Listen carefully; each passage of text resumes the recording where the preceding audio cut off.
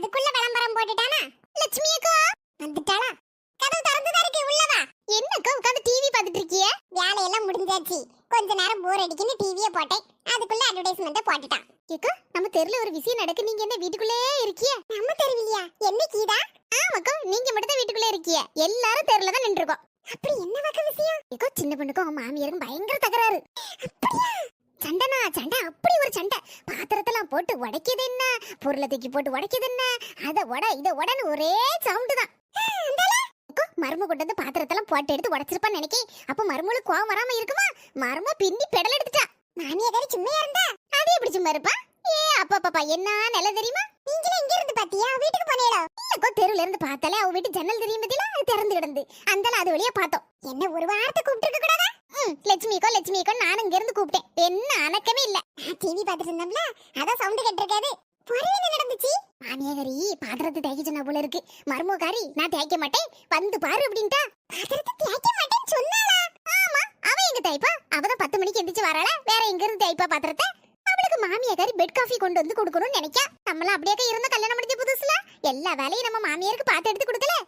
ஆமா நம்ம மாமியாருக்கு எல்லா வேலையும் பார்த்து எடுத்து கொடுக்கதான் செஞ்சோம். ஆனாலும் என் மாமியார் என்ன குறைஞ்சலும் தெரியுமா? ஏக்கா உங்க மாமியார் எங்க போயிருக்கு? எங்க மைனி வீட்டுக்கு போயிருக்கு. அதானே பார்த்தேன், இப்படி நல்ல அழகா ஹால்ல உட்காந்து ஹாயா காலையில டிவி போட்டு பார்த்துட்டு இருக்கேல அப்படின்னு நினைச்சேன். நீ முதல்ல வந்த விஷயத்தை மட்டும் சொல்லு.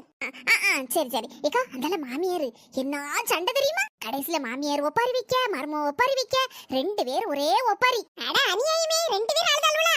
ஆமாங்க. கடைசியில சின்ன பொண்ணு அழுது உருண்டுகிட்டு எங்க அம்மா வீட்டுக்கே நான் போறேன், இனிமே இங்க இருக்க மாட்டேன், உன் மவனாச்சு நீ நாச்சு அப்படின்னா. அம்மா என்னாச்சு? அம்மா வீட்டுக்கு போறாளா? திரும்பி வருவேன்னு சொன்னாளா? அவ சொன்னதை பார்த்தா திரும்பி வர மாட்டேன்னு தான் நினைக்கேன். அப்படி ஒரு ரகலை நடந்து போச்சுல. சின்ன பொண்ணுக்கு மாமியார் இருக்க ஒரு காசுக்கு ஆகாது.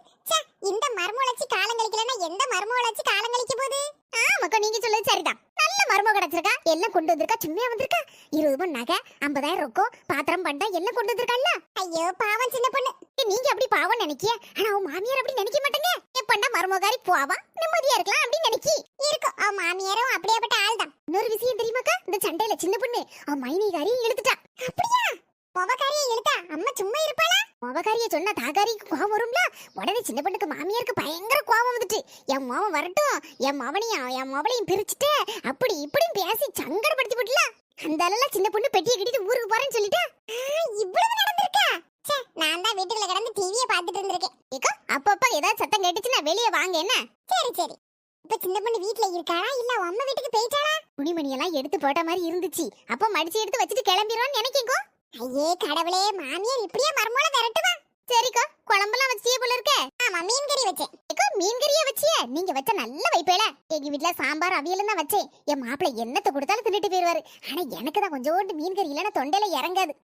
அவளுக்கு தொண்டையில இறங்காது. ஒரு கிண்ணத்துல கொஞ்சோண்டு மீன் கறி கொஞ்சம் தாங்கலாம். கீதா கேட்டா கேளு, கேட்டாட்டா போ. 30 ரூபாய்க்கு சாலை வாங்கினேன், 6 சாலை தான்.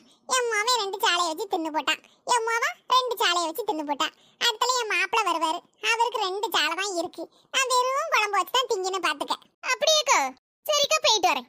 இவட்ட உட்காந்து இவ்வளவு நேரம் கதை விட்டதுக்கு பக்கத்து விட்டு சுமதி வீட்டுக்கு போனா கூட கொஞ்சோண்டு கறி தந்திருப்பா. இவன் ரொம்ப தன் திமிரு பண்ணுதா. நாளைக்கு கதை கேட்கட்டும், சொல்ல மாட்டோம்ல.